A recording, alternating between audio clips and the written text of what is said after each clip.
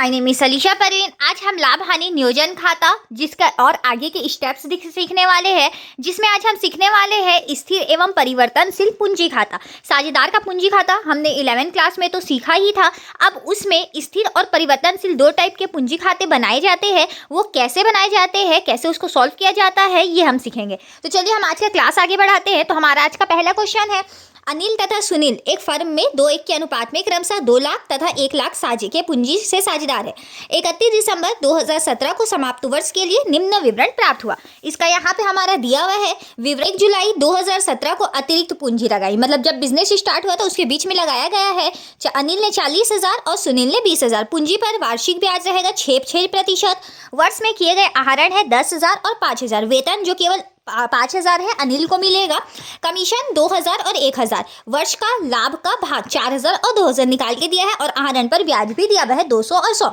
आगे बोल रहा है हमारा उक्त विवरण का लेखा साझेदारों के पूंजी खाते में कीजिए जबकि पूंजी स्थिर हो और पूंजी परिवर्तनशील। देखिए, सबसे पहले जब पूंजी स्थिर होती है तब हम उसे कैसे सॉल्व करते हैं। तो हमारा जो पूंजी खाता है उसका तो हमें फॉर्मेट पता है। जैसे कि पहला कंडीशन है कि पूंजी स्थिर हो, तो स्थिर पूंजी में हम क्या करते हैं, एक साझेदार का केवल पूंजी खाता बनता है। उसमें केवल पूंजी आता है, जो हमारा पहले पूंजी लगा हुआ है वो आएगा और जो बीच में लगाया गया है।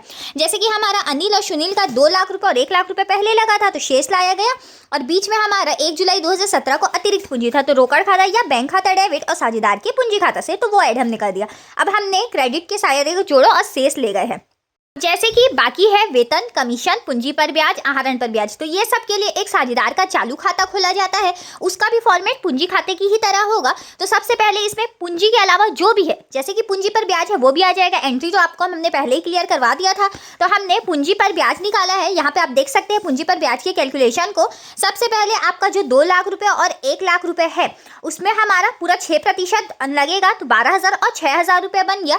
अल के बीच में लगाया गया था 40,000 और 20,000। वो 6 महीने का लगाया गया क्योंकि वो 1 जुलाई को लगाया गया है। तो आप उसको दिसंबर तक गिनेंगे तो 6 महीना और उसमें 6%। तो आप यहाँ पे देख सकते हैं 1200 और 600। तो 12,000 पहले का, 1200 मिलके 13,200 अनिल का और सुनील का 6,000 और 600 मिलके 6,600 रुपये हो जाएगा। तो ये हमारा पूंजी पर ब्याज के रूप में आ गया। अब सैलरी मिलेगा, केवल 5,000 अनिल को मिल रहा था, कमीशन दोनों को 2,000 और 1,000 मिल रहा था, और प्रॉफिट एंड लॉस का उससे साझेदार का पूंजी क्रेडिट होता है जो कि निकाल के दिया था। केवल हमने इतना ही किया। अब देखिए आहरण का भी हमने एंट्री बताया था कि साझेदार का पूंजी डेबिट हो जाता है और आहरण खाता से, और वैसे ही आहरण पर ब्याज से, तो हमने उसे डेबिट साइड में लिख दिया। जैसे कि हमने पूरे क्रेडिट को हमने प्लस किया और उसमें से आहरण और आहरण पर ब्याज का माइनस किया तो हमारा 14,000 और 4,500 अनिल और सुनील का आ गया है। आई होप आपको साझेदार का स्थिर विधि से पूंजी खाता कैसे बनता है वो समझ आ गया होगा।